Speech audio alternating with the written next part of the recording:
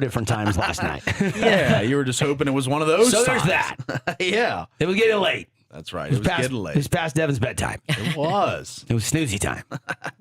Oh, my goodness. Region 9 baseball. That's a bow on the regular season. Yeah. Who is your Region 9 leading candidates? I don't want to say, I'm not going to put you two on the spot here, or myself either for that matter, on MVP, because there's some great baseball players. We have so many kids signing.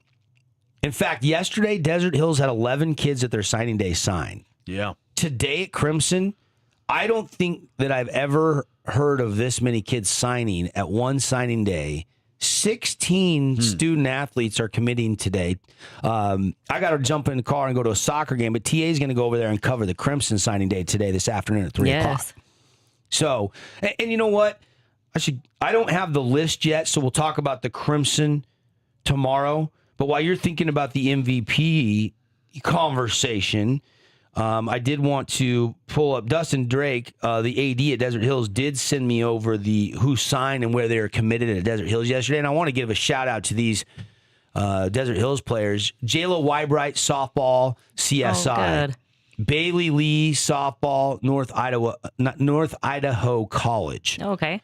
Megan Hale, volleyball, Bellevue Community College. Oh, going out to Seatown area. Yeah. Ella Claire Knudsen, soccer, Mojave College. And actually, Ella's little sister plays on the same soccer team as my daughter. I'll see her play tonight at 7:30. There you go. Maddox McIntosh, baseball, Yakima Valley. And here's a senior in McIntosh that hasn't even been an everyday guy in the lineup because Desert Hills is kind of loaded, just like Snow Canyon is and Crimson is and some of these other teams in the region. Yakima Community College is doing a lot of recruiting in this area. Tristan Sylvester, there was a few Cutter on Christensen. It was amazing. I mean, they're doing a lot down here. Briggs Fillmore is there that graduated last year. They're scoping Region 9 players. They definitely are. They found a little recruiting area here. By the way, Jace Fillmore is like third in the NWAC conference in batting average. He's hitting almost 500 right now up at Yakima. Wow. Presley Decker, volleyball, USU Eastern. I know the Decker, Taz's daughter. He played football at the U. Harmon Skeen, of course, Air Force. Roe Wall, Air Force. Sarah White, tennis, Hawaii Pacific.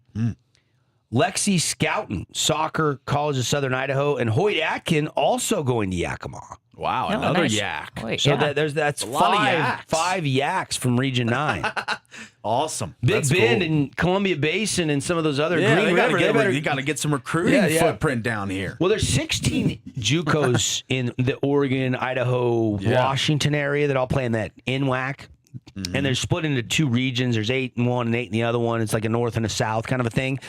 And it's it's really similar to CSI Slick. Maybe they're seeing the success that some of the Utah JUCOs have had, and they're like, let's start recruiting some more Utah kids when it comes to baseball. And so Yakima is doing that. Yeah. So as for the MVP conversation, we know that the coaches are going to vote for the best player on the best team, but that's kind of loaded in itself because Snow Canyon wins the region. So when the coaches get together to do the Region 9 voting, you would think that it's going to be a Warrior that's going to be an MVP, right?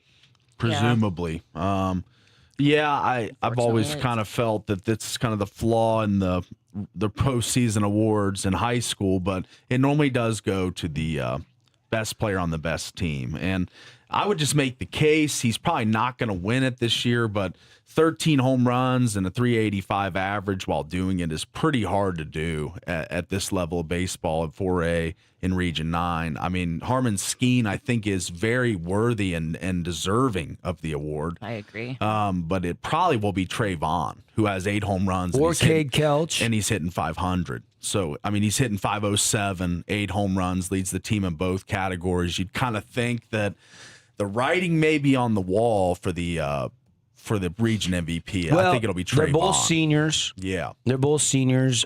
It reminds me a little bit of the year that it was that we actually, back when we actually did MVPs, we had the staff vote, and we ended up going with Crimson's, oh my gosh, Tyler West.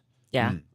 And Tyler West was 5-tool guy. He stole a bunch of bases, played mistake-free out in the outfield, hit for average, but he didn't hit home runs. And then you had a guy at Desert Hills and Hagen Reed that led the region in home runs and was the big bopper. And then people love the long ball. High OBP, high slugging percentage, all those things.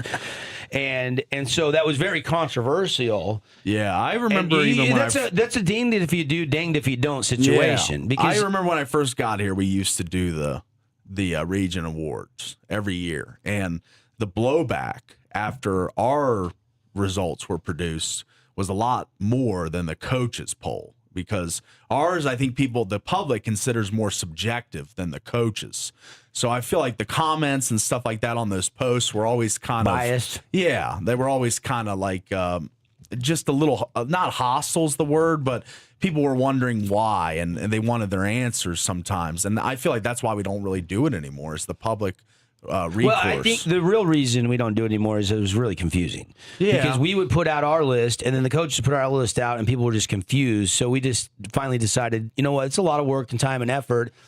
And there was more negative feedback than positive. And it's like, we're just trying to give more light and shed more light on more kids. And maybe, one guy gets in ours that didn't get in the other one, and it leaves nobody out. And and I looked at it as a positive, but it ended up being kind of more of a negative. And it was just like, it's not worth my time to orchestrate it all, make the calls and collect all the votes and then have people mad and confused. Sure. And so, we just roll. And what we put out on our social media is straight from the coaches. Yes. Yeah. And it was controversial in basketball this year. It was very, Brigham Kemp did not win it, and Brigham Kemp put on a show at the state tournament. He led the region in scoring, but the coaches voted for Travis Murdoch. Yes. And he was on the team that won the region championship. And I have it on pretty good authority that Coach Murdoch over at Crimson said, hey, let's just give it to Brigham. Even though the votes from the coaches said Trav. Yeah. And his assistants were like, no, if those are the votes, coach, then those are the votes. I mean, even down to the wire. I mean, and that's a tricky situation because you're dad and coach, right? Yeah. So that's a tough situation to be put in. And it was controversial. A lot of people felt like Brigham Kemp was very deserving, and absolutely 100% he was. Not that Murdoch wasn't. It's just Kemp popped a little more. Both can be true. Both can be true. Yeah. So, and when you start looking at Snow Canyon stats, I mean, I'm going to side with the coaches that have to prepare to try to strike out Trayvon and Cade Kelch and company. Yeah. To me, it's Vaughn or Kelch.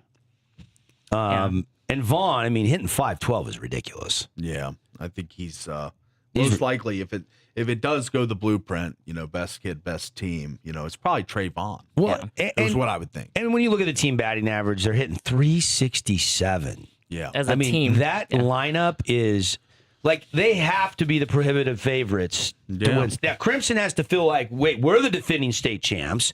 We're the favorites too. We haven't deployed all our pitchers. We've had some injuries. We're fine.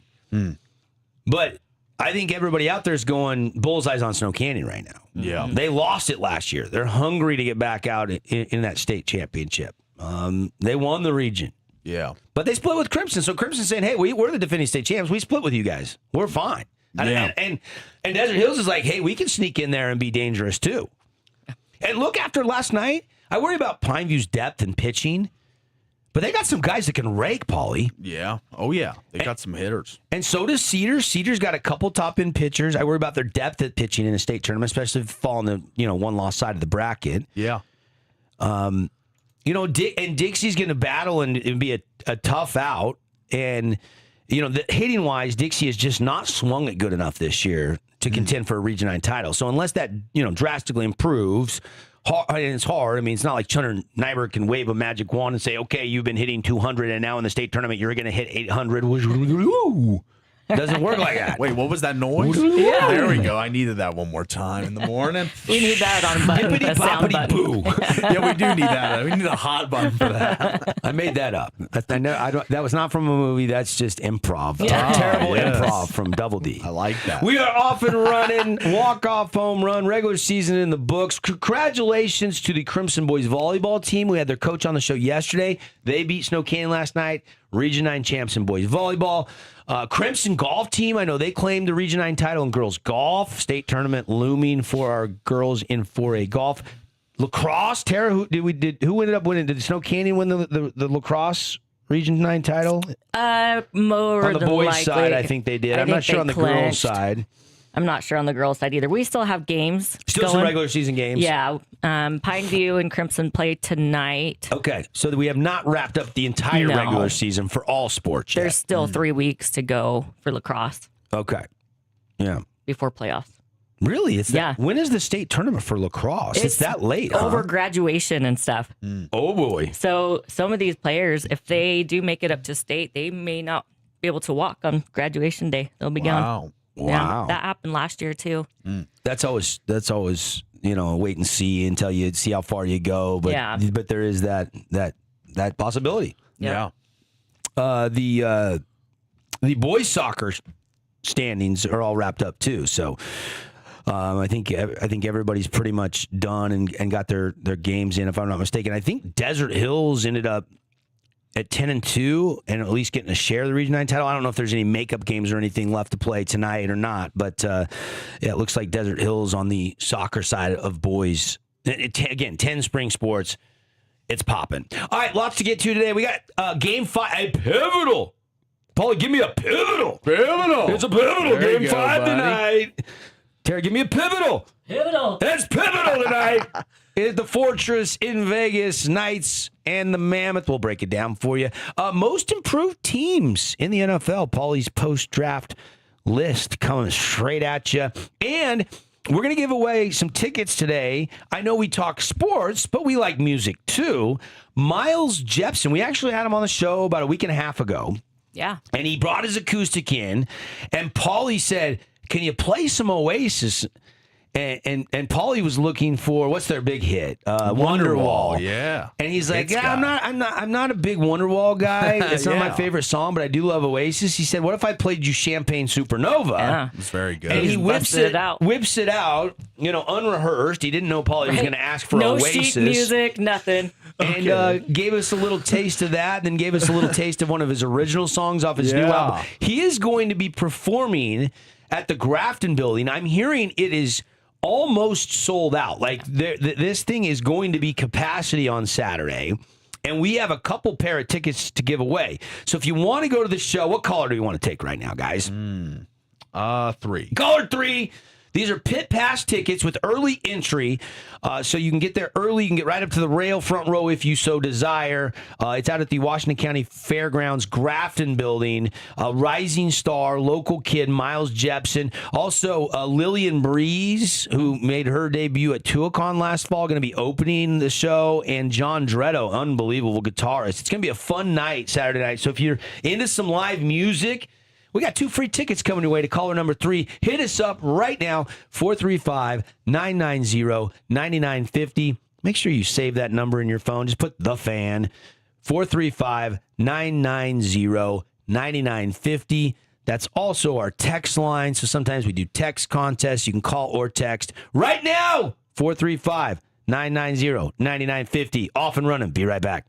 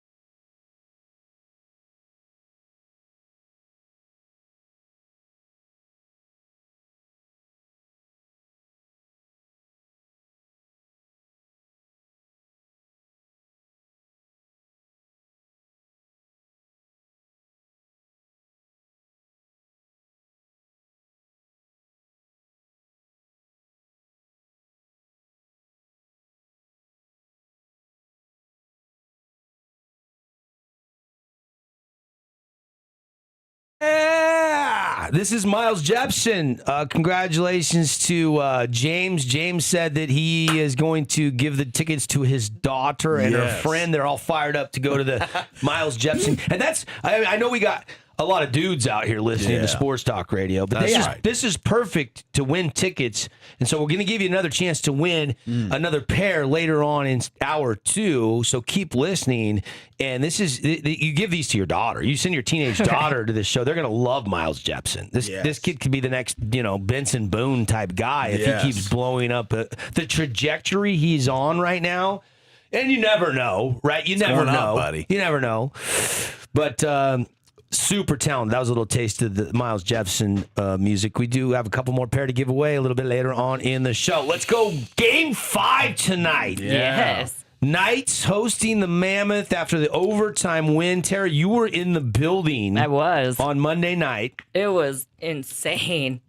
Can't script that game. No. And it was completely packed. I didn't know. I know tickets were a little bit cheaper because it was a Monday night late puck drop game, but it was still completely packed. People were wild, waving their towels, and especially when they came back and tied it up, we had those 2 goals within a minute, like in the second period, and the crowd just from that point on was wild. And you've been to 2 games now in the series, and Paul, you've been to 1. Yes. I'm at a goose egg, so I'm relying on you heavily to talk about like the rival. Is this a budding rivalry? Can we start considering Mammoth Knights a rivalry? Because it feels like with the jersey swap, it feels like with a chance, it feels like, the Delta Center is kind of looked at T-Mobile and said, we can be just as loud as those guys. This feels, and the Knights really don't have a rival. Yeah, not really. I think this is it, though.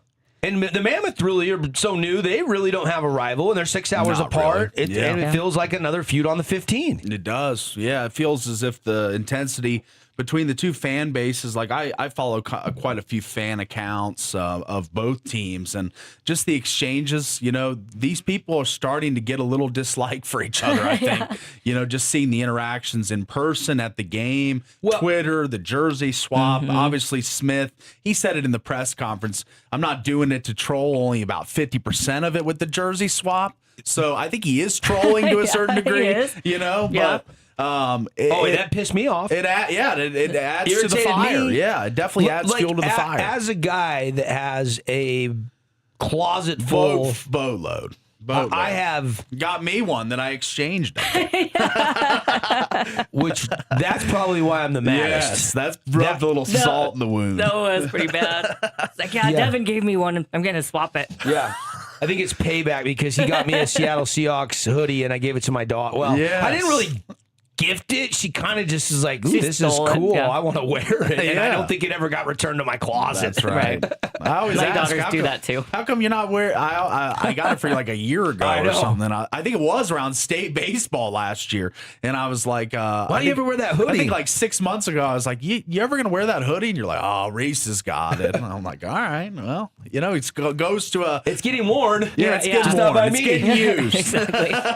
It's keeping somebody warm. So 2-2 series is tied, and we can get into all the statistics and all the analytics, but we don't need to. We know how important this game is. This is pivotal. One of the major storylines, and it was confirmed yesterday, is that JJ Peterka was benched. It was an injury. I kind of theorized that it was injury for him. Yeah. But coach confirmed JJ was benched. This is from Chase Beardsley of the HockeyWriters.com.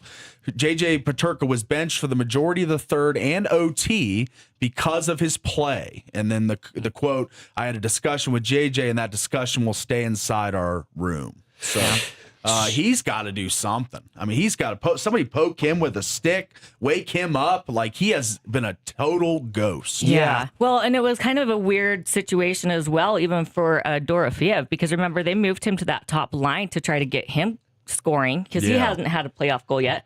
He did score in the first period. Yeah, the very first goal. And then they ended up benching him.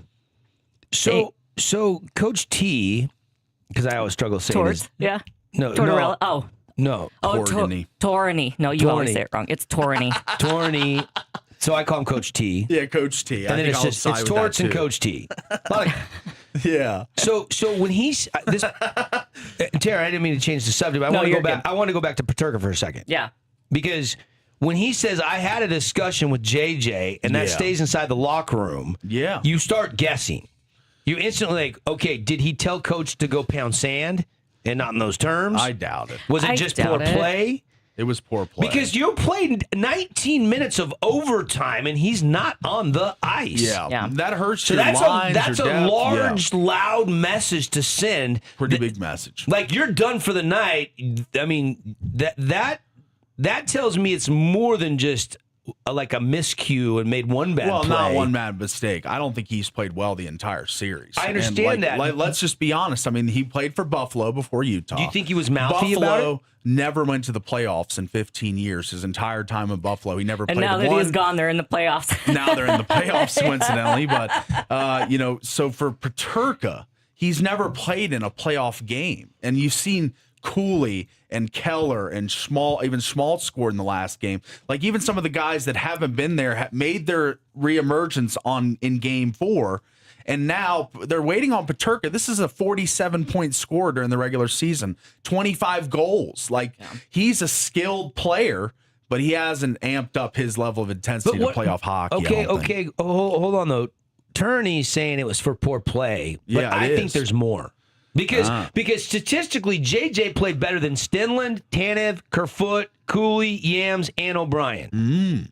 Interesting. By the analytical side of things, or because the eye test does not look like he's very into it. I am looking at the hockey stat cards. Okay, from analytical from the stuff. 5-4 overtime game, right? Yeah. And it's got Peterka with a 0.3. 0.30. Yeah. And there's a lot of guys lower than that play a similar position. So, well, how about this? 3 games played, no points, no goals, no assists, a -3 plus-minus, no penalty minutes, but 4 shots in 3 games. That's a little over 1 shot per game. I mean, you got to be doing a little better than that, or that's 1 shot per game. So the average is just, he's not producing. So, does that mean you move someone else into the lineup, or is this kind of the come to God moment for JJ? Yeah, and you say, "Come on, we need you tonight." But it's Kerfoot and Tanev been impressive. But Kerfoot's Kerfoot's not a high skill guy. Peterka is a guy. What about Yamamoto? Not a high skill guy. I mean, those are more grinder style guys. Stenlund, some of the guys you're mentioning. I mean, Peterka is a skilled, high flying scorer. And is that why coach is mad at him? Because he expects more out of him. Expects more. And he's been disappointing. Yes. I still think he mouthed off the coach or something. I don't you think there's something else that we're missing here other than I think it was a come to Jesus, and probably some things were said that only needed to be said between the two of them. Like, not everybody needs to hear the whole conversation. And no, I'm glad Coach Turney said, "Hey, look, this stays in our locker room." I think that's the wise thing to do. You don't. Sure. This kind of got swept under the rug a little bit. It's not a widespread story. Yeah, it's not a huge. Only people locked into the series like us are paying attention to this. Right. Yeah, I mean, it's getting picked up a little bit on ESPN. Like, one of the top stories on the NHL tab is the there's a story on Yahoo I see too. I mean, it's out there, but this is anytime you bench a top 6 guy in the playoffs, there's going to be stories. Yeah. So, that's just a fact. So, what do we expect from Peterka tonight? I think that this might be his best game. Sometimes you just need a little poke. You need a little razzing. You need a little, hazing, I guess, from coaches, kind of benching him, playing with his head a little bit. But at the same time, he's got to play better. Yeah. I mean, let's just be honest about Peterka. They traded for this guy. They invested a lot of assets. They got him on a long-term basis here. So they're married to JJ Peterka. And if they're upset with his playoff production, I think they got to be ready to saddle up, because he's with you for a long time. I think it's a 6-year deal. So they got to be ready. I mean, they got to get him playing better tonight. If you haven't been paying close attention to this series, Golden Knights rallied in the 3rd period. They won 4-2 over the Mammoth back in Game 1. Then the Mammoth responded with a 3-2 win, taking away home ice at the Fortress. Yeah. Then it was a hot start for the Mammoth, the game you both were at. It was 3-0 before you blinked, wasn't it? Yeah. And they ended up winning 4-2. Yeah. And the Mammoth had the 2-1 lead in the series, and then the overtime thriller the other night, and now the Knights win 5-4 on a Shea Theodore goal that slipped through the stickless veggie, and we are all knotted up going to Vegas. Is it an 8 o'clock puck drop tonight, Mountain Time? Is it another later tip tonight? I think it is. It is 8 p.m. tonight. Yep. So it's going to be at 8 o'clock Mountain, 7 o'clock Pacific tonight, Knights and Mammoth. You know, it's not like the stars have all aligned. I mean, where is Mitch Marner in this series? Yeah. He hasn't shown up yet, really. I mean, he's had some nice stick Passes play and assists. And he does have assists, but no goals yet. Set up Howden on that shorthanded goal. That was a nice setup there. Yeah, it's not like he's invisible. Yeah. But I think a lot of the same concerns when he was in Toronto are here again. You know, he has great regular seasons, but when the playoffs come, he's not the greatest player. Yeah, with Toronto pretty well documented about all the early bounces for the Maple Leafs. And that culture's not as good as Las Vegas, I understand, but he's another guy. You talk about Peterka. How about Marner? I mean, this guy's got to step up too. Yeah. I mean, from the Knights side, of course. Yeah, I don't think he's been disappointing, but I don't think he's been a star in this series. He hasn't been shining. He's not been benched. Yeah, he hasn't been benched. So I mean, at least you got that for you. I mean, he's doing better than JJ. I get the sense Torts is really enjoying just watching and just being kind of a figurehead, and I don't feel like he's getting in the night. You keep hearing him say, "I'm just staying out of these guys' way." Yeah. He said, I was listening to a game earlier on this year. He said he's kind of like a guidance counselor, not a teacher anymore, where he's got to work with all these young kids and players. Right now, he just feels like this is kind of a set group. They know what they're doing. I just got to keep them in the lane, the bowling lanes. I got to be the blockers that for those little kids use when they bowl. I got to be the blockers on the side of the lane, for this team. So I think known as guardrails or bumpers. Yeah, I was trying to come up with the word, just couldn't pull it. Blockers, yes. Well, I learned something new from Polly. A blocker is now the thing on the side of the bowling alleys for the kids to keep the ball. That's right. You learn something new every day, wood, buddy. On the wood. Yes. Hey, I'm a Dixie Bowler Fiesta Fun. Can I get the blockers up on lane 3, please? Up. Get them up. Get those blockers up. I expect this one tonight to be epic. Yeah. Like, I know we just had an epic overtime game. We got 20 minutes of free hockey almost. But something tells me, I don't know if this goes to overtime, but I just feel like this game is going to be tight tonight. I don't think either team is blowing either team out in this game 5. No. I mean, I'm looking at the goalie play is paramount tonight, and I think we could have a little lower scoring game tonight than we saw in Salt Lake City. Yeah. 5-4, that's a lot of playoff goals. I think the over-under was 5.5 in that game. So, and the total tonight, what is the total tonight? Is it 6? The same. I would assume it's the same being set. After 9 total goals, you wonder if they'd bump it up to at least 6, maybe not 6.5. Well, let's take a look. I don't know. I haven't looked at the over-under. I got it right here, and the over-under is 6. 5.5 for me. I'm seeing 6. So 5.5, 6, depending on where you look. Yeah. Where you shop. Mm-hmm. Minus 135 on over. So, Juicy. I'm seeing 6 minus 110 both ways. Okay. So about the same. Yeah. One way or the other. other. They love the 5.5, 6.5 in hockey. Yeah.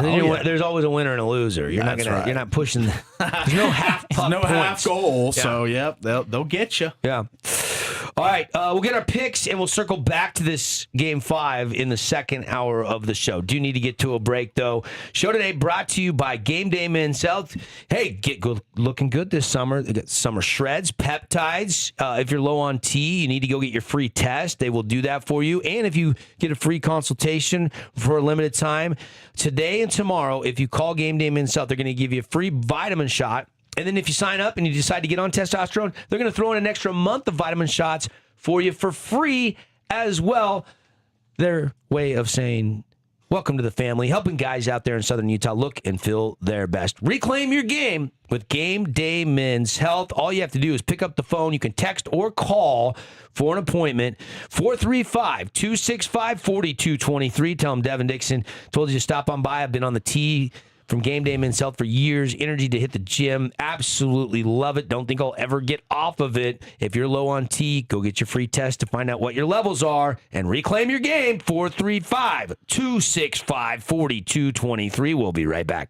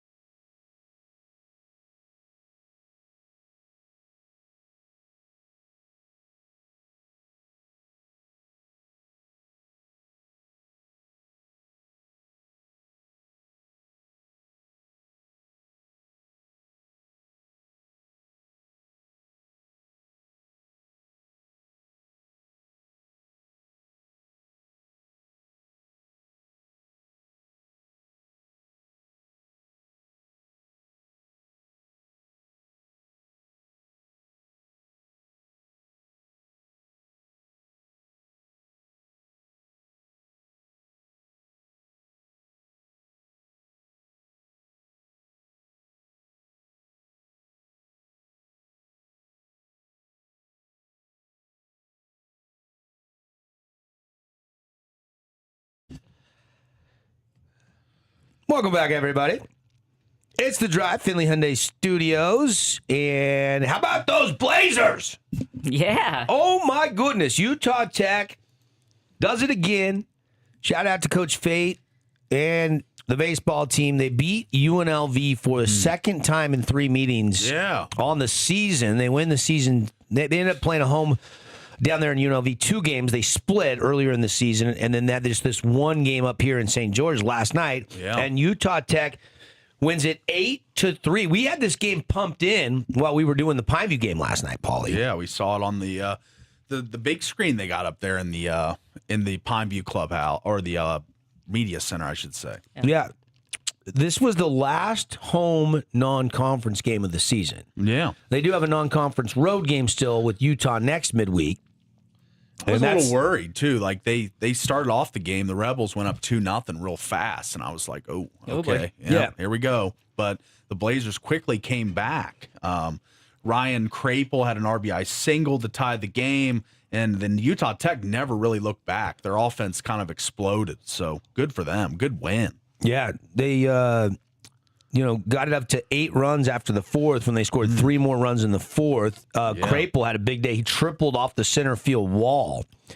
And then He's been amazing. Yeah, he's been great. He you hate to think that we're probably going to lose him, but you're probably going to lose him. Yeah. 3 for 5, 2 RBIs, 2 runs. I mean, but now you're thinking about, hey, let's see how far this team can go behind Ryan Crapel and Kyle McDaniel and Petey Soto Jr. All those guys are draftable because they're juniors. Well, I think I said on the game last night, I was like, when we were talking Utah Tech baseball, giving an update, I was like, wow, I think this is a team. What, 6-3 in the WAC now? 6-3 in the WAC. 6-3 in the WAC. Unfortunately, lost 2 of 3 at Cal Bap over the weekend. Yeah, but Cal Bap's figuratively one of the front runners in the WAC. Yep, and you're on the road. You're on the road, so I don't take too much from that series loss. But now Tarleton comes in next, or this weekend. This weekend. So yes, I mean that is a massive game because our series because Tarleton was picked number 1 in the WAC preseason.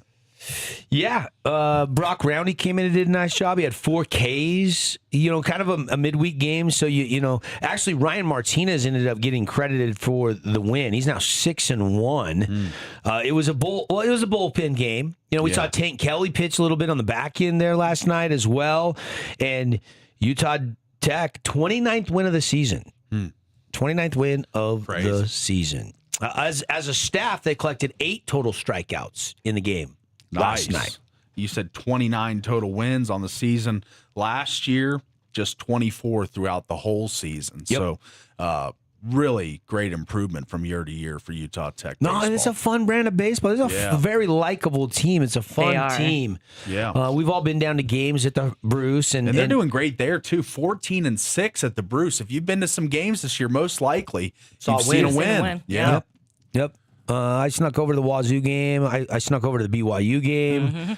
Early in the season, I was there for, I can't remember who they were playing, but I've been down to 3 or 4 games. I was at the Awesome P series earlier in the season. Yeah, those guys that was kind of a chippy series. Oh, yeah, it was bad. The coach got ejected and 5-game suspension, and it was a crazy series.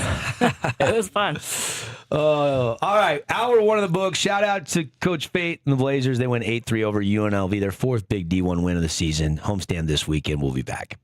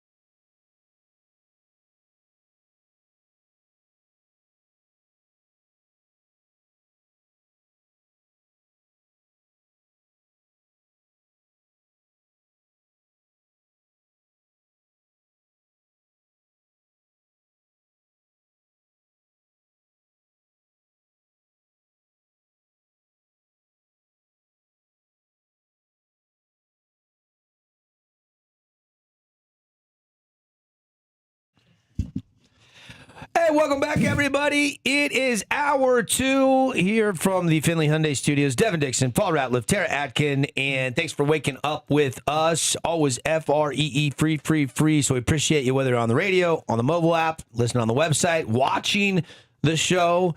Paulie did his hair nice today on our YouTube page. Give us an old subscribe, and we can notify you every day when we stream the show. If you get to the office early or want to watch at the house, we got you covered. Yeah. And headlines, let's get to some headlines here and touch them all. Here we go. Brought to you by Coral Canyon Golf Course. It's fantastic. Get out and play great golf for a great price. Call for your tee times, 435-688-1700, or you can book online, coralcanyongolf.com.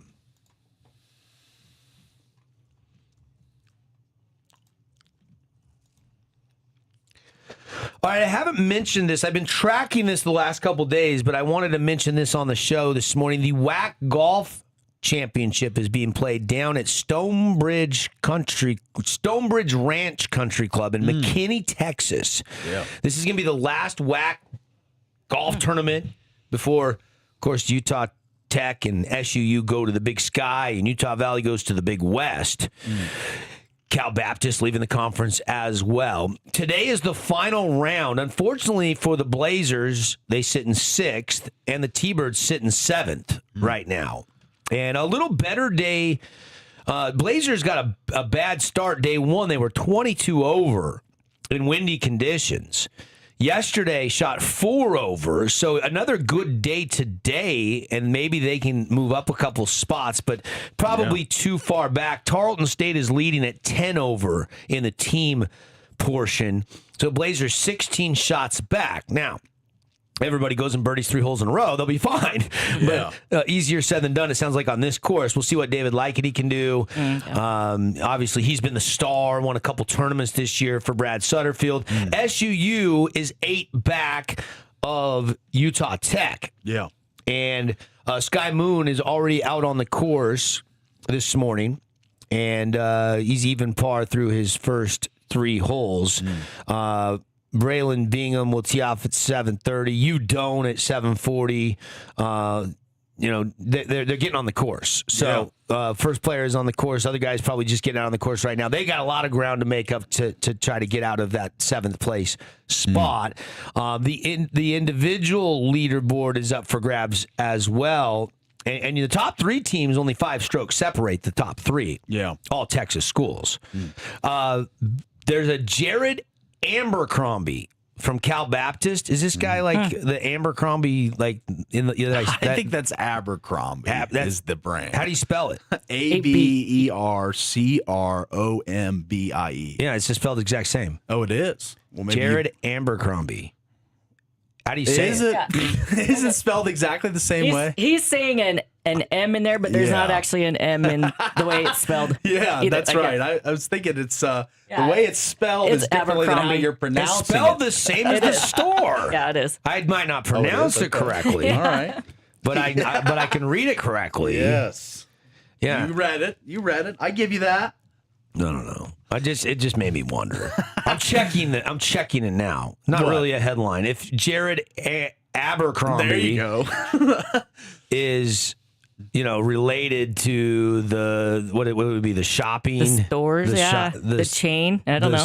The retail or the retail establishment. Store. Yes. Store. Yes. Yeah. I don't know. I like this. Yeah. That was but it's Abercrombie and Fitch. Yes, Yeah. It is. Kind of like a law firm. Yeah. Yeah. Except for I got a headline here while you sort Thank through that. Thank you. I'm already done with this. Oh, you're done with that. Okay. Yes, I don't You care. moved off of it. I don't care. Okay. I just saw his name. He's one of the top guys on the leaderboard. Yes. And then your mind started going all over the place. Yeah, but that's I right. gotcha. All right, here we go.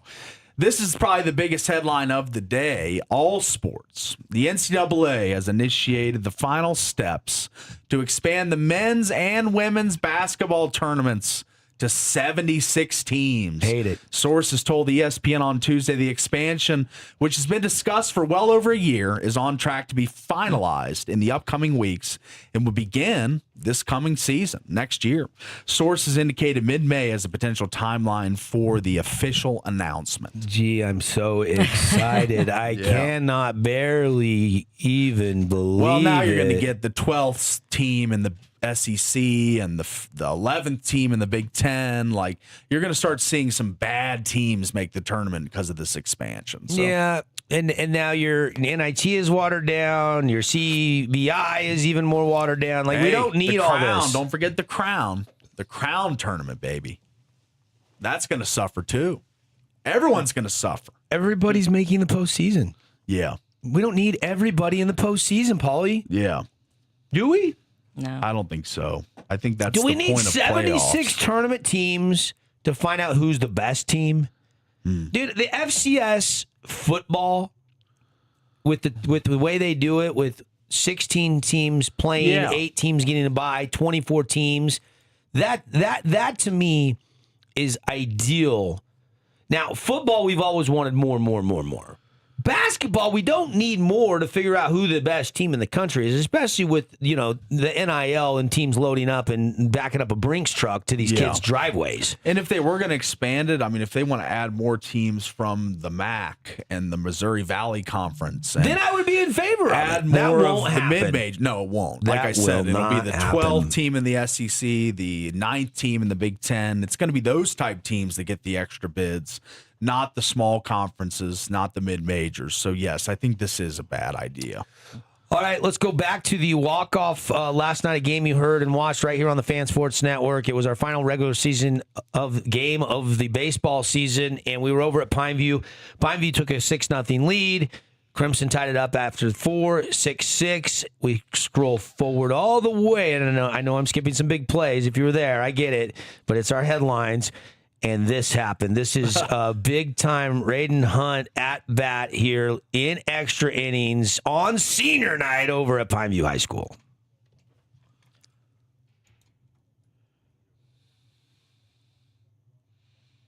Fourth pitcher of the night for Crimson. There's a pop-up deep. Going back to center field. Giving chase, and this is a walk-off! Two-run home run! There you go. A little Raiden edit. Hunt wins it 8-6. I cannot Pineview on believe. senior night. I didn't even want to play It that was again. 6-6, and you said grand slam. Why did I say that? It would be 10-6 if we did the math. Why did I say that? You can't do math. Why did I say that? The Olympics is every 8 years. Yeah, you're Mr. right. Math Hey, Man. we needed you out there, Look, not yeah. Mrs. Math Major. We needed you. I put my pants on the same as everybody else. I make mistakes. I'll own that one. That's right. I got caught up in the moment. You just got excited, yeah. You did. You were revved up there. I was right beside you. I saw how spooled up you were. So Well, tonight's gonna be a late night. I was thinking we can wrap up and we can get home and I can get to bed before 11. yeah. Yeah. Seems like every game me and you do goes to extras, Extras, by the yeah. way. And then when it's me, it ends in 5 innings. I know. I was You know what's talking hard? to our cohort Caden about that. He said, "How many games of extras have you done with me this season?" I said, I don't think any. "I think 0." How many games have you done with Devin that have gone to extras? 3 out of the last 4. Yep. Nice. So we had another late night last night, but it was fun. That was- was an awesome way to end the game. And I wanted to do 2 games last night, but I know with the playoffs coming, we're going to have a lot of games coming because I want to get over that Dixie Hurricane game. Yeah. And I was wrestling back and forth. I didn't know which game was going to be better, but at the end of the day, we chose the more electric game there at the end. Yeah, and that's absolutely. always a little rewarding for the schedule makers. Yeah. Yes. All right, other local news, Utah Tech, baseball. They win 2 out of 3 this season against UNLV. That's going to be a future Mountain West pretty opponent cool. next year. They'll be conference foes. So that is really encouraging. And 29 win of the season. They wrap up their non-conference home slate. They got a weekend slate Friday, Saturday, and Sunday at the Bruce Hurst Field back in WAC action this weekend. Who they got? Tarleton State? Tarleton, yeah. Tarleton State.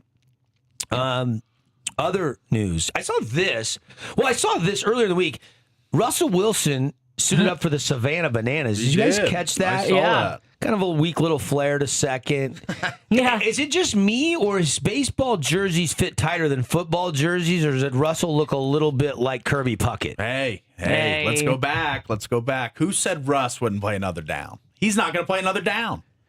The headline. He's looking big. You're headline right. was He's baseball. looking chunky. The headline is the Jets could be turning to a veteran quarterback for insurance. According to ESPN, Russell Wilson is considered the backup after he met with the team late Monday at their team facility. Man. He is a free agent after playing one season for the Giants.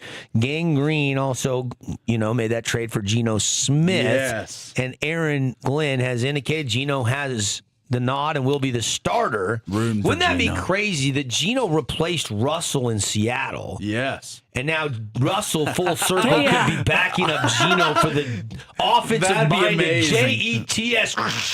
Yeah, that'd be More like that. amazing. Yeah. I think that the quarterback room, Hey, if it's you were Russ a little and early Geno, to pat yourself there, I Paulie. know you're reading the headline. I was yeah. ready to, but I still don't think he's going to start. So he may come in as an injured, like a backup. Tell yourself whatever you got to. All You said right, he I wouldn't will. play. Yes, I don't think You he didn't will. say start. I personally don't think he will play, but we'll see. Yeah, well, he's not a spring chicken anymore, but neither is Geno. Yeah, Geno. Geno was horrible. Oh, don't. Ooh, she's hard on my guy. Yeah, he boned my Raiders big time. Yeah, they had a lot of problems, though. O-line, not great. Lot of Not problems. great. Geno under pressure all year. I'm looking for a big bounce back year from my guy and former classmate. So the Steelers make this bizarre decision, okay? You guys got to help explain this. The team placed an unrestricted free agent tender on Aaron Rodgers. Yeah. This allows Pittsburgh to gain a comp draft pick if he goes somewhere else. Yeah. Before July 22nd, when camp starts. So A-Rod's 42, still hasn't made a decision. And so Pittsburgh is kind of protecting themselves here. This is an interesting. Now the Steelers are saying they're confident he'll return. Yeah. But he's stringing the organization along. Yeah. I mean, he again. was one of the Did this bottom last 6 year. quarterback. In quarterback rating, he was a bottom 6 quarterback last year. And now he's stringing the Steelers along at 42. And they got open arms. They want him back. So, they're allowing him to play this game. They're being held hostage by him. It is interesting with Mike McCarthy there now, isn't it? Because they were Well, they work together. They won a Super Bowl. So they together. obviously there's a lot of prior connection there. So I assume that's why they're waiting for him. But man, I've never seen a player hold an entire franchise hostage the way he is. Yeah. And how are they okay with Again. it? And like to do it once and be like, all right, we needed a quarterback. I get it. Is we got the to wait for Rodgers him. But stick old to yes, you? yes. It's kind of getting to the point where, like, Aaron, just Super go played enjoy out. retirement. yeah. Go, One of the all-time greats. One of the probably the. You I would don't say have to explain your ayahuasca know. journeys now, Aaron. You can just go do whatever the heck you want, Wanna do. whenever you want, Yeah. when you want. I mean, like, he wasn't that good last year. He really wasn't that good. And he's got nothing left to accomplish. So, like, he's got a Super Bowl. He's got a bunch of MVPs. He's one of the greatest quarterbacks of this era. What more does he have to do? Like, I'm with you. Why not just go out on your little ayahuasca trips and I just don't know why he is hanging on. Yeah. The is way there he records to is. break, or is there something he's wanting to do? Or I don't understand. I mean, he just looks like a past his prime quarterback at this point. I know it's always hard when it's something you loved and you've done it for so long to say goodbye to that. Change is hard, change is difficult, change is inevitable, though. And you cannot turn back Father Time. Yeah. And Rodgers, I mean, his best days are clearly behind him. I mean, we've seen what the last couple of years have brought. Yeah. And now the Steelers saying, well, if he doesn't come, at least we're going to get a compensatory pick. And I've never really cared for the Rodgers mindset. You know, he never seems to take the blame. You remember a few years ago, Mike He seems like a jerk. Just call a spade a spade. He Yeah. seems like a pompous blank. throws people under the bus. You remember that Mike Williams play when he said in the presser, well, Mike was supposed to be there, and I threw it there. and it was an interception. That's good for team morale. And he blamed his teammate for running the wrong route instead of saying, I got to own that. That's me. You know, he's never been a guy, I feel like, that is a team guy. And that shows by him holding the team hostage. I can't believe he's married now. Somebody finally put a ring on it. Yeah. Right? Didn't he go get him hitched? He did, yeah. He did, and he has kept that under wraps. It's very secret, yeah. Secret. Like, no one knows who this chick is. We tried looking it up one time. We could never even find her, huh? Yeah. I mean, I'm still... he's a weird dude. Yeah. A private, according to Google, you know, it's a private individual named Brittany, Brittani. That's the name of the... No last name provided. Well, Rogers. Well, I guess they're married now. You're right. If she changed her name. Yeah. Rogers has stated he is keeping his relationships private, contrasting with his past high-profile relationships like Danica Patrick and so on and so forth. Right. Yeah, then those never And then panned the out. owner, Maybe this is a different... Maybe, was it the owner of the Bucks' daughter he was dating as well? I think, yeah, he's dated some high-profile individuals. I can't go through all... Didn't his brother go on The Bachelor? Yes. And isn't the family like estranged from each other? They are completely estranged. And like his parents and Rogers have no relationship. Correct. It's just a nightmare. Yeah, it's not good. Story 5, NBA playoff recap from last night. Another team punched their ticket to the second round of the NBA playoffs. San Antonio, the Spurs, took down Portland 114-95. Game 5, they win 4-1 in the series. Wimby, 17, 14, and 6 blocks last night. And man, De'Aaron Fox was kind of the dude down the stretch, especially in the second half. He was a walking bucket for this. And now they got to sit back and wait and see who they get between the Lakers and the Rockets. Yeah. Elsewhere, the 76ers kept their season alive. They cut it to 3-2 with a 113-97 win in TD Garden over the Celtics. And New York now has a 3-2 lead after a dominating 126-97 win over the Hawks at Madison Square Garden and the historic confines. Last one for me, the Bruins beat the Sabres 2-1 in overtime. The Wild beat the Stars 4-2 in regulation.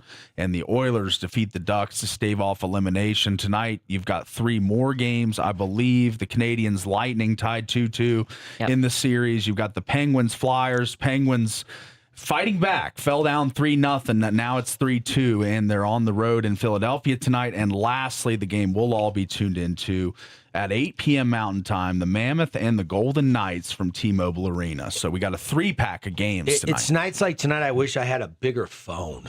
Yeah. Well, maybe I should take my laptop. Take it home. You never take it home, buddy. Well, I'm going to be in Salt Lake for a 7:30 soccer game. The game starts at 8 o'clock. So I'll probably actually I'll be with Duva on the way home. Or what is it, John? Mike Fulton. Mike Fulton. You'll probably pick him up in Salt Lake, probably. You'll get their feed, probably. I got Utah. Or you got I got all of them. Sirius and all that good stuff. Yeah, That's well, when I talk sports for a living, I have every channel. That's right. I like my NASCAR. I like my golf channel. I like my everything. NFL radio. If I'm in the car on a Sunday, I got to have my NFL. I hear you. Just in case. All right, story 7. Well, let's go to this one. The NBA is proposing an overhaul of the draft lottery. Have you guys been following this at all? It's very confusing. Yeah. But they're going to overhaul the draft lottery system to try to discourage the tanking, the Utah Jazz, and multiple. And they're not alone. It's not just the Jazz. No. I got into it with a buddy the other day, and we started arguing. He's a Jazz fan, and I'm a Jazz fan. I love covering the team. I've really enjoyed. This is the least I've ever talked Jazz basketball in a season. The very least. And it's not even close. They're just terrible. They were unwatchable. Yes. And clearly tanking, and Austin Ainge got up before the season and said, we're not going to tank. You're a liar. You're full of it. Nobody believes you. Mm-hmm. It's a bad look. I don't know what Ryan Smith thinks with Ainge, but I think they might need some new blood in the front office. Maybe. I mean, if they can't move up and package some future picks and get a good draft pick. I think this year is the big year. Not the lottery. I'm talking about all the way fast forward to next season. If they have another year like sub 30 wins. Something's got to change. They got to be over 40 wins. Yeah. I mean, they got to get 35 to 40 wins to show the fan base that they have a plan. Well, and with Ryan Smith tasting the playoffs with the Mammoth. Who knows how long this run will last? Tonight will maybe go a long way into determining that. Sure.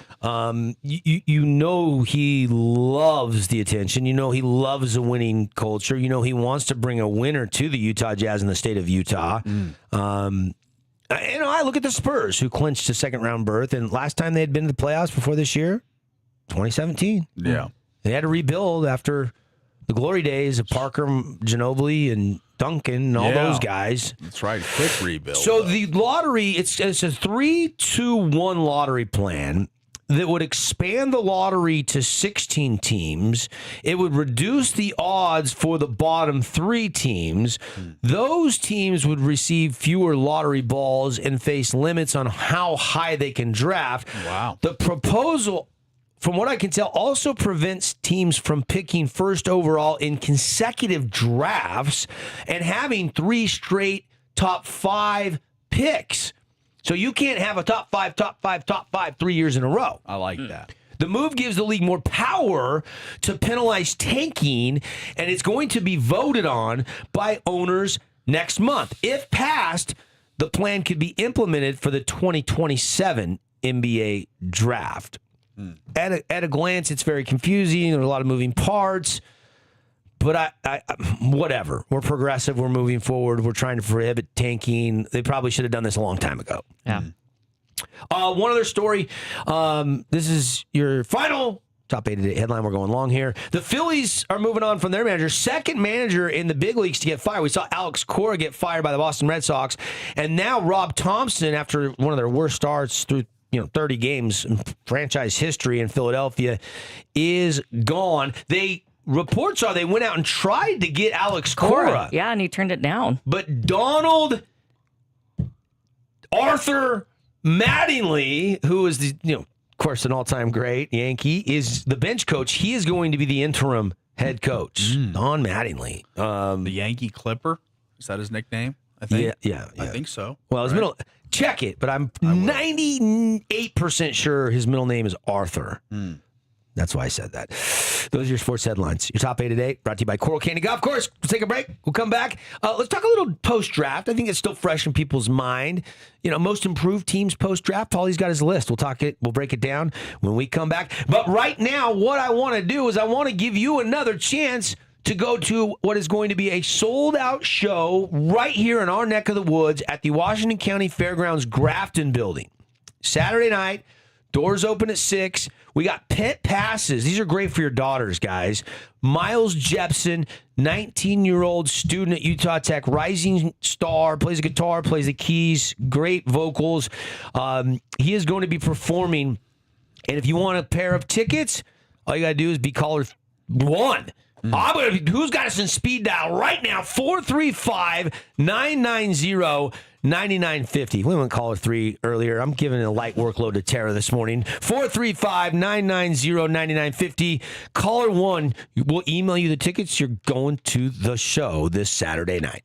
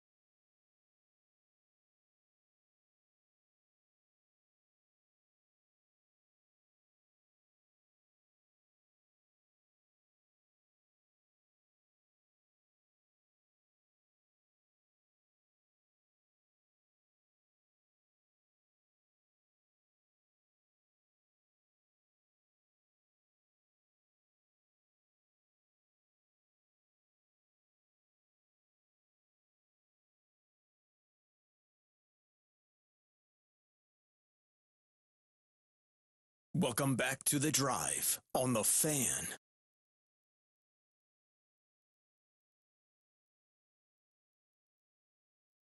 Boom, boom, boom, boom, boom, boom, boom, boom, boom. Hey, this train. Yeah. You know, I get mixed up with like Andy Grammer and Train and some of these like, I don't know, is this considered soft pop rock? Yeah, popish? pop. Yeah. They all have good voices. But I do know Train. They're good. They are good. Yeah. They're not Soul Asylum that did Runaway Train. This is actually Train. Yeah. The band is Train. Yeah. Yeah. We're rocking through hour 2, 8:28 on your hump day. It's a Wednesday morning. Beautiful to have you in. Thank you so much for locking us in and loading us up. Show today brought to you by our friends at Soda Diet Nutrition. Oh, baby. I had my call yesterday with my nutrition team. I was on the road. I was traveling last week. I really was trying to follow and eat good. I mean, I was having just meat and veggies or a nice little salad, and I took protein shakes and zero sugar beef jerky that you can have while I was at the golf course. And I'll be honest with you, I was happy and sad at the same time. When I weighed in yesterday, I was the exact same as when I left. Now, I started at 186. I'm down to 179. And I'm trying to get to 175. So I only have, those 4-5 more pounds left to lose. And I'm letting go of a few pounds. I feel leaner. I feel lighter. And look, Soda is state of the art. This is a team on your side. And the cool thing is, I sent the menu of the golf course I was at to my nutritionist, and she's like, eat this, and then the next night you could have this with this to complement it. And it was so helpful. And I love it's just food. It's not pills. It's not injections. It's coached weight loss, personalized to your body and goals. Women can expect to lose 2 to 3 pounds a week. Men, 3, 4, 5 pounds a week. And these weekly check-ins have been really educational for me. And the plans will adjust as you change. Go read their over 9,000 reviews from real clients on Google. You're going to have energy. You're going to feel in control again, and you're going to let go of a few pounds. So it doesn't matter if you have 25 to lose, 50 to lose, 80 or more to lose, or like me, about 10 to lose. You can learn about how to do a metabolic reset, get your structured meals, eating healthy. This is a plan that you can do for 60 days, 90 days, and it can change your life completely. You don't have to do this forever. And so, look, summer starts now. Summer bodies aren't built in the summer. They're built right now. You're going to be in the photos either way. So why not look good in those photos and get with the program? They still have the join for, if you join, your partner joins for free deal going on right now. So it's basically a BOGO. It's a 2-for-1. You join, your partner joins for free. It has been really advantageous. My wife has lost some weight. She's loving it. We're holding each other accountable. It's really fun. And Soda is state of the art. So what are you waiting for? Go to sodadietnutrition.com. That's Soda, SOTA, dietandnutrition.com. If you're kind of old school, like Paulie, old soul, you can pick up the telly. And you can use your rotary phone if you want to. And you can call 866-800-SOTA. That's 866-800-SOTA. I'm loving it. I know you'll love it. My nutritionist, the team of them, they're awesome. I'm doing programs. I never endorse programs I'm not actually doing and taking. And I love these guys. I think you will too. So check it out, sodadietandnutrition.com. Paulie wanted to talk about the most improved teams post-draft today. And this is hard to do, right? And the odds to win the Super Bowl is one way that you could look at it. Guess who is the team? And I love their number 1 draft pick, but guess who is the team that has the longest odds to win the next year's Super Bowl? Arizona Cardinals. Correct, you are. Ding, ding, ding, ding, ding, ding, ding, ding, ding, ding. They just got rid of Kyler. Yep. They got really no basis to be good this year, I don't think. What are their current odds to win the Super Bowl? 40,000. Oh, Nuh-uh. man. Oh, They wow. think they're going to be that awful, huh? What is plus 4? Plus, yeah, there's four Yeah, zeros. 40,000. Yeah, 40,000. Wow. I cannot believe that. So That $10 is mean. would That's win just you. mean. That is ugly. So $10 would win you $4,000. Wow. Yeah. And they actually are one of my more improved teams. Jeremiah Love is. He might be the best player out of this draft. That's right. He could be. I think he's really a mega talent, similar to a Saquon, a Bijan, these guys, Zeke Elliott, who have been drafted in the top 5 as running backs. I think Love is another one on that list. He could be a dynamic slot receiver, running back. He's a multifaceted tool. So I love the pick. They had one of my favorite drafts just because of that pick. They took a risk. They have James Conner. They have Algier. They signed him to I think a 2-year deal. Yeah. And it's but put yourself in Tyler Algier's Oh, you got to be shoes. completely You are pissed. in a situation where you're in a workload share with Bijan, and your agent and you talk, you're a free agent, you're like, hey, Arizona would be a great spot. You'll got be an the aging number James one. Conner, yeah. You're going to be the workhorse. You're going to get the Correct. bulk of the carries, and they're going to pay you $7 million a year, Yeah. which is not bad for a running back in the NFL. I know it's not 14, 15, whatever Kenneth Walker got from the Chiefs, but it's still a good payday. And you're closer to, where you went to college, and you get a little warm temperatures, and Atlanta's Atlanta, but now you're in Phoenix. And then they draft Love? Yeah. Well, what is going through Tyler Algier's mind? It's got to be a little bit frustrating, to say the least. It's got to be pretty tough to deal with. What if that was you? What if that was you? Be irate. What if I said, Paulie, I'm replacing you on the show. We're going to get somebody in the draft cheaper than we can pay you. Okay. You're done. Yeah. All right. You wouldn't I'm like done. it. Yeah, I wouldn't like it. Same I thing. wouldn't. Tara, USA Weightlifting called, and they just said, you know what? We're going with a younger blonde. Yeah. Oh, that's a low blow. That's a low blow. Yeah. I'm pissed. I mean, come on, less money, but we got to go like younger blonde. I don't know. I'm just making a point that if I am Tyler Algier, I am absolutely sideways right now going, Yeah. I thought I made a great sound business decision to benefit my career. And an NFL career, the average NFL career is less than 3 years. Yeah. Okay. It's 2.6 years is the average NFL lifespan. I mean, there's only one Aaron Rodgers that's going to play till he dies. Everybody else is in the league under 3 years. Yeah. On average. Not for long is what it stands And Tyler for. Algier's thinking, this is my big contract. This is my chance. And now he's got this Love kid that he's going to share carries with. It could be the next Bijan. Yeah. Up in smoke, his opportunity to start. And there's nothing he can do. Yeah. He signed a nothing. contract. Yeah. He's stuck unless he wants to ask for a trade. So you asked who would be the top Super Bowl odds as far as the longest odds, and that's why we went into the Cardinals. And I loved their draft, but my favorite draft for a team that needs offense and a rebuild, and their odds are long too, 15,000 to 1. So You talking about the Browns? The Browns, yes. Spencer Fano at 9. I loved him. And then Casey Concepcion from Texas A&M. He's a good receiver, smaller body, fast, wiry, quick. And then they complimented him with Denzel Boston. So for a team that needs an offensive revamp, they had their cornerstone left tackle and 2 super talented receivers. So I really liked the Cleveland Browns draft. Who is their quarterback? They drafted another quarterback this year. They took Taylon Green out of Arkansas in the 6th round. Yeah. Yeah, 6th round. He So that's 3 quarterbacks in the last 2 drafts. they're all under the age of 25. So it's definitely a weird quarterback room, but as far as the rest of the team, Well, obviously quarterback's the hardest piece to find. And you still have Deshaun Watson under contract. Correct.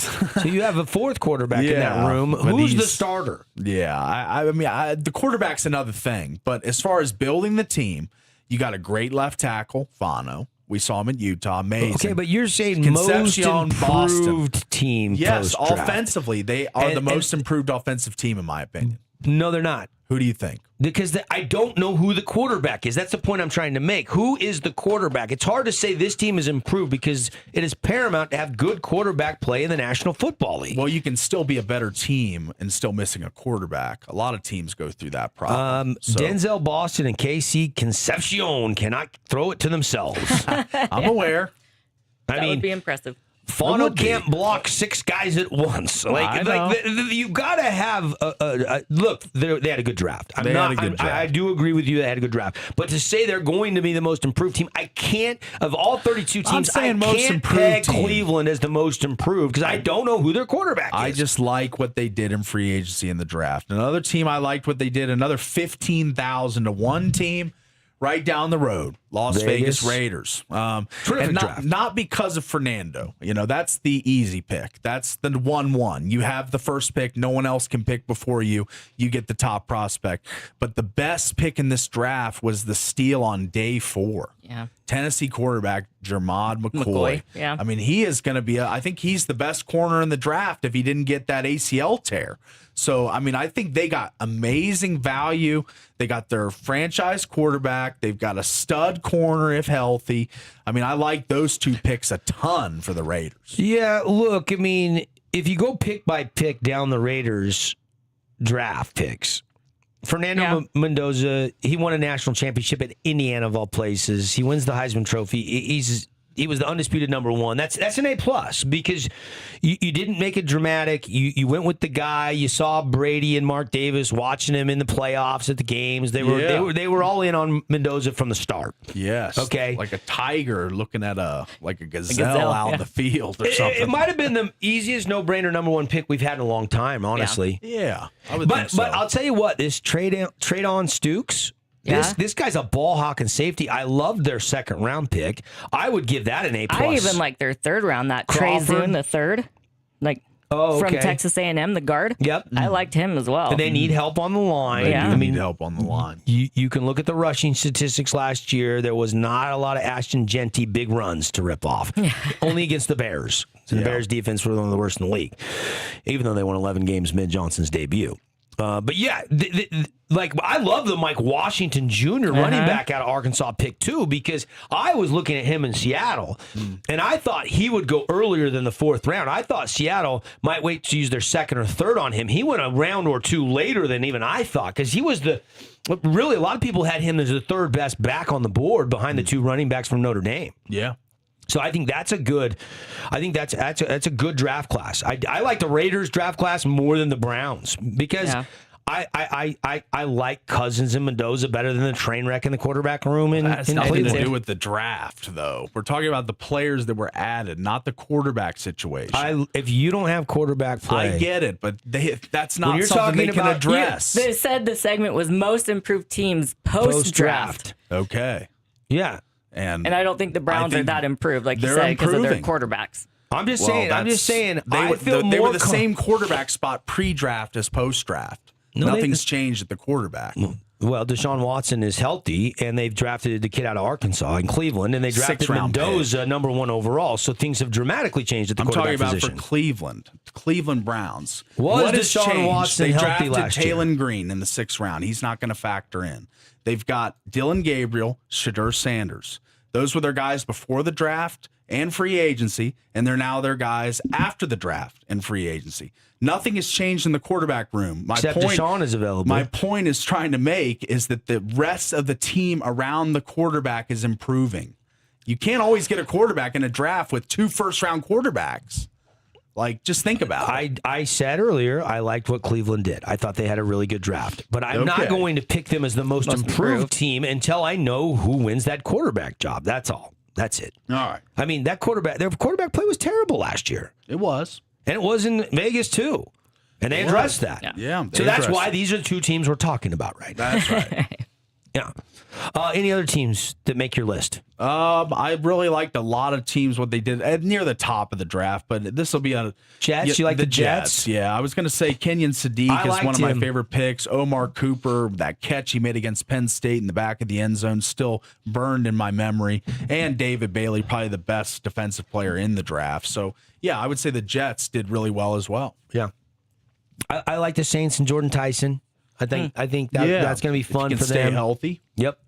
The Eagles get Mekhi Lemon.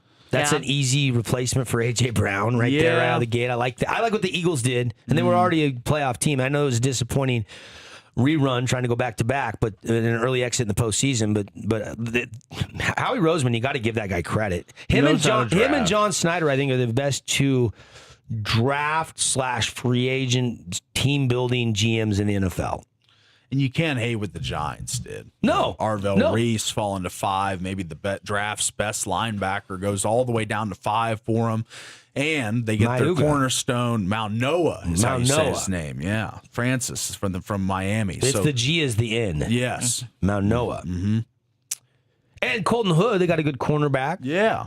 They got Malachi Fields. He's a top 10 receiver in the draft. He's a big body, like 6'4", 6'5". John Harbaugh's first draft was fantastic. I think they did good. Yeah, they're very improved. They will be much better next year. And that's all I got as far as the improved teams after the draft. A lot of the top-heavy guys drafted in the top 10. The team that has the best odds to win the Super Bowl? Rams. Yeah. Took Ty Simpson. Yeah, Ty Simpson. Yeah. I mean, they're still not the most talented team in the NFL.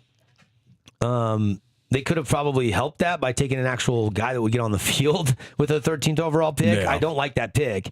He won't help him until 27 or 28. It's a Jordan Love pick. It's an Aaron Rodgers pick. But it's been done before. This is still a team that's tough to beat, well coached, well managed. They are 8-1 to win the Super Bowl. Seahawks reigning champs are 10-1 right now in the odds. Eagles are 16-1. Yeah. Ravens are 10-1. Yeah, they had a good draft as well. New England's 10-1. What a mess with Rossini and Vrabel going on out there right now. Spotify playlists and oh man, yeah. There's a wormhole you can go it's down like the there. mixed CDs. Remember they used to burn for your crushes, and write on them with Sharpie and stuff. Yeah. Yep. All right, we'll take a break. We'll come back. And we'll get you ready for Game 5 tonight. Some shots for the road. A couple things we haven't got to today on the show. And we'll give you the show recap as well as rate the show. And we'll get you off into your Wednesday afternoon. You're listening to The Drive on the Fan Sports Network from the Finley Hyundai Studios.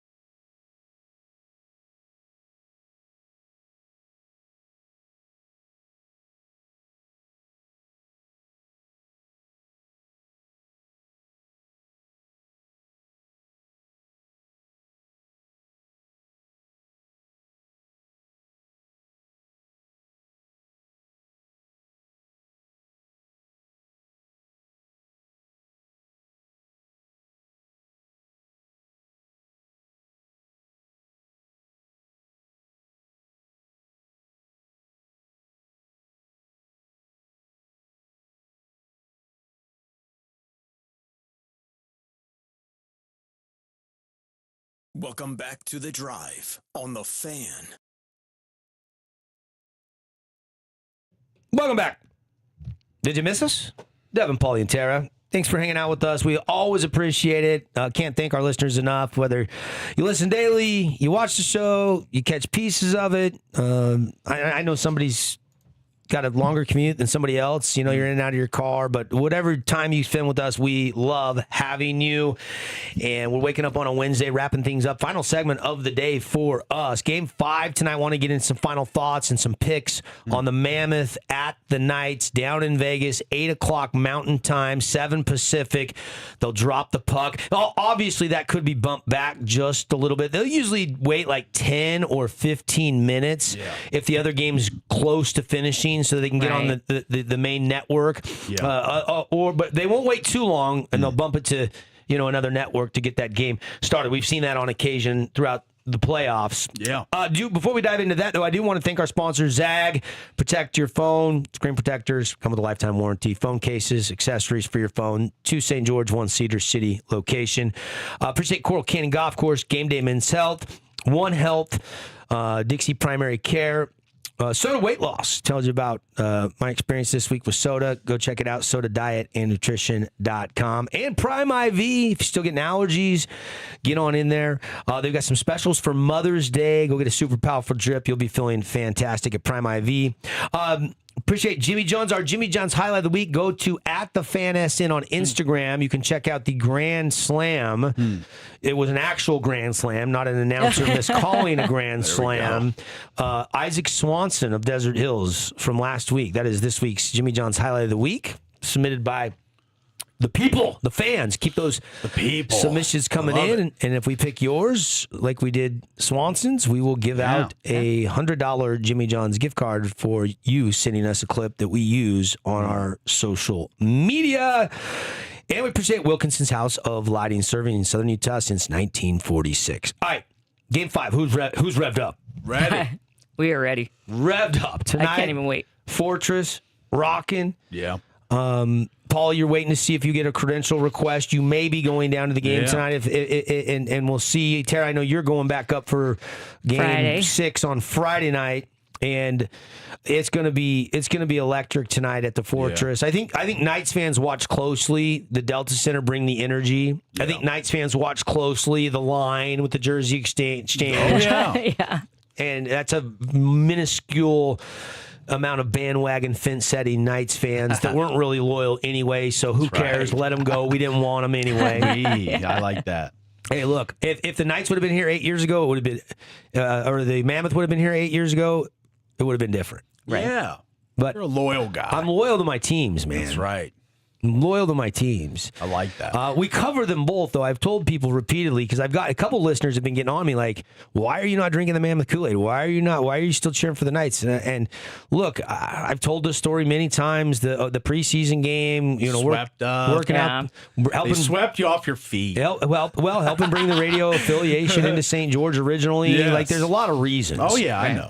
Made some really good friends that are still really good friends that I keep in touch with that work for the Knights in that inaugural season. So it's a loaded situation. I will say this without any unwavering uncertainty. Whoever wins this series, I'm rooting like crazy for the rest of the playoffs. Exactly, I agree. Yeah. And I think you guys are in the same boat. I'd agree. We are. It just sucks that we got pitted against each other in the first round. Like you said, we're hoping we'd see the Knights in the second round or something. But I do like the rivalry aspect moving forward. I like the fact that these two teams can have a little bit of bad blood and they can be a regional rivalry. I know they're not in the same division, but they're in the Western Conference. Yeah. We're going to see them play, 3 or 4 games a year every year, and we're going to see them maybe in the postseason, and who knows what this little rivalry could turn into, because, the Phoenix Coyotes, I couldn't tell you who their rival was. I don't even know if they had one. They were the laughing stock of the league. And now the Mammoth are so new. I mean, you would think the Avalanche, but you also... Denver's just as far as Vegas. It's about the same distance away, right? Yeah. It's not that much of a difference in location. Yeah.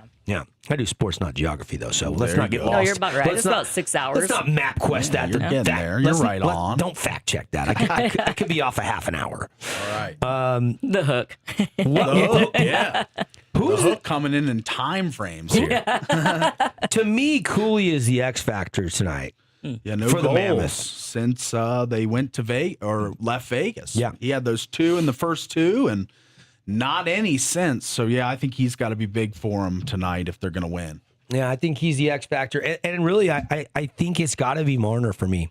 It's those two. We were kind of like, we're kind of talking about with Paterka a little bit as well. First hour and how he got benched last game. He could be playing mad tonight. He could, yeah. And I don't know if his minutes will be restricted a little bit, if coach is still mad at him, or if he sent his message and we're moving on. That's going to Probably be run him out there a few shifts, see how he's doing. If it continues and he's not seeing what he wants, I doubt he'll bench him in the first period, because then you're kind of double shifting guys to fill up for his spot. So, benching a guy in the playoffs a really bold move. So let's see if it works out and gets him motivated.